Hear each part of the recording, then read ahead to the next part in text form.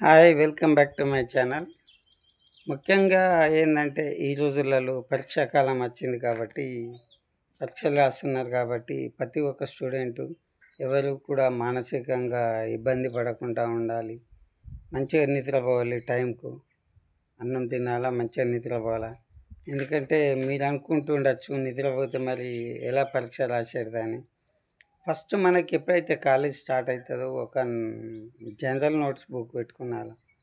General notebook పెట్టుకుంటే ఒక subject పరంగా మనకు వాళ్ళు చెప్పిన లెక్చర్స్ కానీ, టీచర్స్ కానీ, ప్రొఫెసర్స్ కానీ వాళ్ళు చెప్పిన సబ్జెక్టుని, లెసన్ని రాసుకొని వాళ్ళు ఒక మనకు పాయింట్ వైజ్గా ఇచ్చినట్లయితే మధ్యాహ్నం ఏ పాయింట్ ఇంపార్టెంట్ ఉన్నాయో అవి ఒక బుక్కులో రాసుకుంటూ ఉంటే ప్రతి ఒక్క బుక్కులో రాసుకుని మెయిన్ హెడ్లైన్స్ రాసుకొని ఉండి దాంట్లో ఉన్న మ్యాటర్ రాసుకొని ఉండి ప్రతి ఒక్కటి చేసుకొని ఉండి మరి మన ఇంటికి పోయిన తర్వాత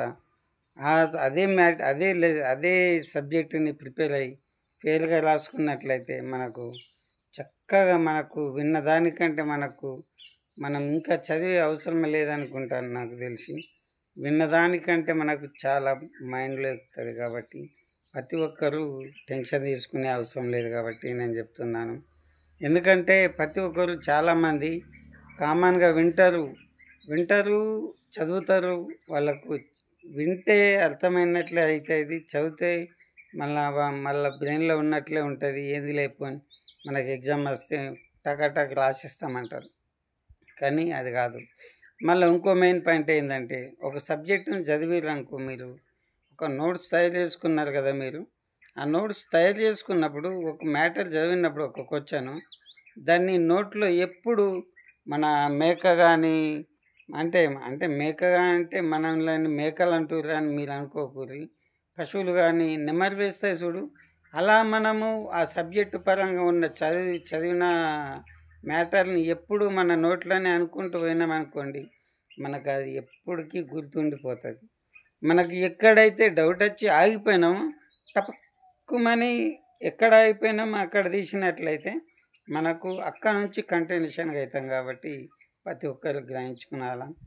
ఎగ్జామ్స్ అనగానే పెద్ద బండలు నెత్తి మీద మోయడం కాదు, అది బాగా తేలికైన విషయమే. కానీ ఫస్ట్ నుంచి కష్టపడితేనే మనకు లాస్ట్ వరకు విజయం సాధిస్తాం. మనం చాలా మట్టుకు ఏం చేస్తారంటే ఫస్ట్ నుంచి కాలేజ్ స్టార్ట్ అయిన రోజుల్లో ఎంజాయ్ చేస్తారు, కామన్గా తీసుకుంటారు. ఎడ్యుకేషన్ అంటే మన లైఫ్లో మనకు చాలా ఇది ఎదిగే టైం. అది ఎడ్యుకేషన్ అంటే చాలా ఈజీ కాదు. అది మనం చాలా దృఢత్వంగా మన ఇల్లుకి ఎలా పునాది వేసుకుంటామో, స్టార్టింగ్ పిల్లర్ వేసుకుంటామో, పిల్లర్ వేసిన ఇల్లు ఎప్పుడైనా గట్టిగానే ఉంటుంది. పిల్లర్ వేయని ఇల్లు ఎప్పుడు కూడా గాలికి కానీ, భూకంపానికి కానీ, దేనికే కానీ, వర్షాలు పడ్డా కానీ కూలిపోయే ప్రమాదం ఉంటుంది. కాబట్టి మనం పిల్లర్ వేసే ఇల్లులాగా ఉండాలి కాబట్టి, భీములు వేసే ఇల్లులాగా ఉండాలి కాబట్టి స్టడీని కూడా అలాగనే సీరియస్గా తీసుకొని చదివితే ఎవరికి ఎప్పుడు కూడా ఇబ్బంది అనేది ఉండదు నేను అంటున్నా.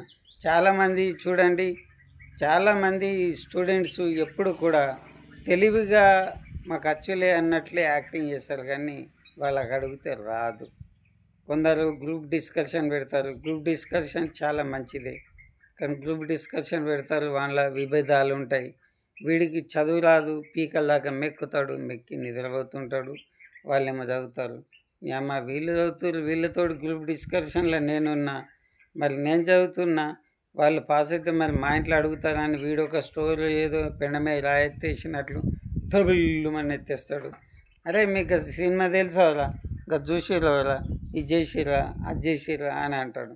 వాళ్ళకి డిస్టర్బెన్స్ ఏర్పడుతుంది. కాబట్టి ప్రతి ఒక్కరు మీరు నిద్ర టైంలోనే కానీ ఎప్పుడు ప్రశాంతంగా ఉండాలంటే నైట్ టైంలో, మార్నింగ్ టైంలో ప్రశాంతంగా ఉంటుంది. కాబట్టి అప్పుడు చదువుకోండి, వీలైనంత మటుకు మీకు జబర్దస్త్ ఉంటుంది. మరి ముఖ్యంగా ఏంటంటే ఒకటే బుక్కుని ఒకటే తీరిగా దాన్ని కంప్లీట్ అయిన దాకా ఎప్పుడు కూడా చదవకండి. మీరు ఒక టైం టేబుల్ ప్రిపేర్ చేసుకోండి. ఈరోజు ఇంగ్లీషు 3 గంటలు చదువుదాం లేదా 4 hours చదువుదాం, అని టైం ఫిక్స్ చేసుకోండి. తర్వాత మళ్ళా గ్యాప్ ఇచ్చి మళ్ళీ ఇంకో సబ్జెక్ట్ తెలుగు ఇంకో 3 గంటలు 4 గంటలు చదివినారు అనుకోరి, మీకు మంచిగా మైండ్లో ఎక్కుతుంది. మీకు ఎవరు చెప్పారు, మీరు టైం టేబుల్ పక్కా ఫిక్స్ చేసుకోవాలి, మీకు మంచి మైండ్లో ఎక్కుతుంది చాలా మటుకు. కానీ కొందరు తెలియని ఇంట్లో పేరెంట్స్ స్టడీ అండ్ ఎడ్యుకేషన్ చేయని వాళ్ళు ఉంటారు కాబట్టి చాలామంది మట్టుకు ఇది ఉపయోగపడుతుంది వీడియో, అందరికీ ఉపయోగపడుతుంది వీడియో. కాబట్టి ప్రతి ఒక్కరికి గ్రహించాలని కోరుచున్నాను. మీకు వీలైనంత మట్టుకు టైం టేబుల్ ఏ సబ్జెక్టు ఎన్ని గంటలు చదవాలా, ఏ సబ్జెక్టు ఎన్ని గంటలు చదవాలా అనేసి రాసుకొని టైం టేబుల్ అతుకు పెట్టుకోండి. ఎప్పటి నుండి ఎన్ని గంటలకు చదవాలా, ఎన్ని గంటల నుంచి లేచి ఎప్పటిదాకా చదువుకునాలా, ఎప్పుడు రెస్ట్ తీసుకునాలా అనేసి చూడాలా. పీకలాక అన్నం తినకండి, నిద్ర వస్తుంది. కాబట్టి అప్పుడప్పుడు మధ్యాహ్న మీకు మన స్తోమతను బట్టి చాయ్ అయినా తాగండి, కనీసం డికాషన్ తాగండి. మన స్తోమతను బట్టి కొందరు కాఫీ తాగుతారు, అది చాలా మంచిదే, నిద్రని తీసేస్తుంది. కాబట్టి మనకు మంచి స్టడీకి మనకు చదువుకునేదానికి వీలు ఉంటుంది. కాబట్టి నేను అంటున్నాను, మీరు ముఖ్యంగా చిన్నపిల్లలకు పీటీగా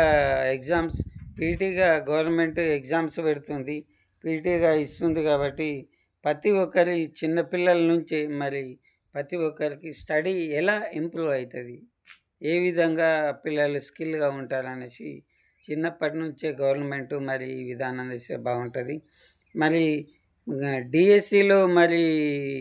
డిఎస్సి పెడతారు కదా, మరి దాంట్లో పీటీగా ట్రైనింగ్ తీసుకున్న వాళ్ళు పీటీ ఎగ్జామ్ రాస్తారు కదా. కాబట్టి మరి ప్రతి ఒక్క పీటీ ట్రైనర్కు, పీటీ టీచర్కు కరెక్టే వచ్చి ఉండాలా. ఎందుకంటే ఈ రోజులలో దేశ భవిష్యత్తు కోసం వివిధ దేశాలలో పిల్లలకు కరెక్టే నేర్పుతున్నారు. కాబట్టి ఎప్పుడైనా మనకు దేశంకు భద్రత కోసం అవసరపడితే స్కూల్ పిల్లలు కానీ యువత కానీ మరి మనకు కరెక్టే ఉంటే మన ఆత్మవిశ్వాసంతో మనం వాళ్ళని కూడా ఎదిరించి మన దేశాన్ని కాపాడుకునే వాళ్ళం అవుతాం. కాబట్టి నేను అంటున్నాను, గవర్నమెంట్ కూడా ఇలాంటి నిర్ణయం తీసుకోవాలని అంటున్నాను. వాళ్ళకు వ్యాయామం ఉంటుంది, కరెక్ట్గా నేర్చుకున్నట్లు ఉంటుంది. ఆత్మవిశ్వాసంతో స్త్రీలే కానీ ఎవరే కానీ దుండగులు వచ్చినా కానీ వాళ్ళని ఎదిరించే సత్తా ఉంటుంది. కాబట్టి విశ్వాసం ఉంటుందని నేను అంటున్నాను.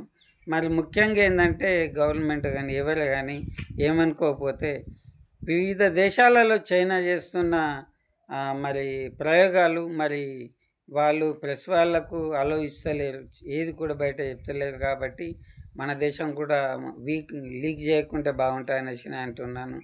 మనం లీక్ చేసినట్లయితే మరి వాళ్ళు మనదే కాపీ కొట్టి వాళ్ళు కూడా వివిధ దేశాల వాళ్ళు మన చేసిన ప్రొడక్ట్ని కాపీ కొట్టి వాళ్ళు కూడా ప్రయోగం చేస్తున్నారు. కాబట్టి మనము ప్రెస్ని అలౌడ్ చేయకూడదు. అక్కడికి సీక్రెట్గా తయారు చేసి మనం ఏం చేస్తున్నాము ఏమనేది వాళ్ళకి తెలియకుండానే ఉండాలా.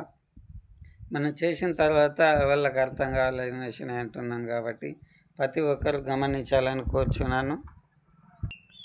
మరి ముఖ్యంగా ఏంటంటే మళ్ళా మనము ఒక దేశం నుంచి ఒప్పందం చేసుకున్నాం అనుకోండి, ఒప్పందం చేసుకున్నప్పుడు ఏదో కానీ వాణిజ్యపరంగా కానీ రైస్ పరంగా కానీ ఏ విషయాల్లో ఒప్పందం చేసుకున్నాం అనుకోండి, మన దేశం నుండి పోయిన వస్తువు ఎంత అమ్ముడుపోతుంది, ఎంత నిలువ ఉంటుంది, మన ఎకనామిక్గా డెవలప్ అవుతున్నామా, మరి దేశం వాళ్ళు వాళ్ళ వస్తువుల్ని కొంటురా మన వస్తువుల్ని కొంటురా లేదా అని ఖచ్చితంగా ఆలోచించాలి గవర్నమెంటు. ఎందుకంటే నాకు తెలిసి ఎగ్జాంపుల్గా చెప్తున్నాను, ప్రతి ఒక్కళ్ళు ఇప్పటికి కూడా చైనా వస్తువులు ప్రతి ఒక్కటి మేడ్ ఇన్ చైనా అని ఉంటుంది. ఎందుకంటే నాకు తెలిసి ఇప్పుడు మన మెటీరియల్స్ మనమే ఉన్నా కానీ మన మేకింగ్ ఛార్జెస్ ఇక్కడ ఎక్కువ ఉండి మన మెటీరియల్స్ అక్కడ పంపించినా కానీ వాళ్ళు మేడ్ ఇన్ చైనా అని స్టాంప్ వేస్తారు. కానీ మనం ఏ సాఫ్ట్వేర్ అయితే యూజ్ చేస్తున్నామో వాళ్ళకు మనము ఏవైతే వాళ్ళకి తెలియని అయితే మనం చెప్తున్నామో వాళ్ళకి తెలియచిన వారిని అవుతున్నాం. కాబట్టి మరి వాళ్ళ ప్రోడక్ట్ని కొనుక్కొని వాళ్ళు ఆర్థికంగా అన్ని విధాలుగా డెవలప్ అవుతుంది. కాబట్టి మనము ఏది కూడా మనము ఆలోచించి నిర్ణయించుకొని మన గవర్నమెంటు మరి ఉన్నతాధికారులు, మంత్రులే కానీ మరి ప్రతి ఒక్కరు ఆలోచించి మరి అగ్రిమెంట్ల మీద సంతకాలు చేయాలని కోరుచున్నాను. మనకు ఓహో వచ్చేస్తున్న ఇండియాకు మరి ఈపీఆర్ వస్తుంది, అది వస్తుంది, మన సామాను వాళ్ళు ఎక్స్పోర్ట్ ఇంపోర్ట్ అవుతున్నాయి అనేసి అనుకోకుండా మరి చాలా మట్టుకు ఆలోచించండి. మన ఎకానమీ ఎంత ఉంది, మరి ఏంది విషయాలని చూడండి. మళ్ళా ప్రతి ఒక్కటి మనం ఎడ్యుకేషన్గా తీసి మళ్ళీ ఇక్కడికి పోయినాం కాబట్టి ప్రతి ఒక్కళ్ళు కూడా స్టడీలో కూడా ఎకనామిక్ ఉంటుంది కాబట్టి మీరు చాలా మట్టు మంది ఎకనామిక్స్గా కూడా చూడండి. మరి ప్రతి ఒక్కరు తెలుసుకున్నట్లయితే ఒక స్టడీ అనేది మనకు చాలా సింపుల్ కాదు, మరి బాగా హార్డ్ కాదు. దాన్ని సరైన టైంలో సరైన నిర్ణయం తీసుకొని సరైన పద్ధతిలో చదివినట్లయితే ప్రతి ఒక్కరు విజయం సాధిస్తారని అనుకుంటున్నాను. మరి మీరు కూడా ప్రతి ఒక్కరు ఇప్పుడు కష్టపడ్డ వాళ్ళు మరి ప్రతి ఒక్కరు కూడా ఉన్నత స్థాయి శిఖరాలకి ఎగిరి మరి మీకే బోధించిన వాళ్ళు కూడా ఒకప్పుడు వాళ్ళు విద్యార్థులే కాబట్టి వాళ్ళు కష్టపడ్డారు కాబట్టి మీరు కూడా ఎందుకు కాకూడదు? అందులో నేను కూడా ఉన్నాను. మనం ఎందుకు కాకూడదు? మరి మనం ఆలోచించి నిర్ణయం తీసుకొని చెప్పేయాలని కోరుచున్నాను ప్రతి ఒక్కరికి. మరి నేను ఈ యొక్క చిన్న వీడియో పెడుతున్నాను కాబట్టి ఈ వీడియో నచ్చినట్లయితే లైక్ చేయండి, షేర్ చేయండి, మరి సబ్స్క్రైబ్ చేయండి. మరి ఓకే, ఉంటాం. మరి బాయ్, జై హింద్.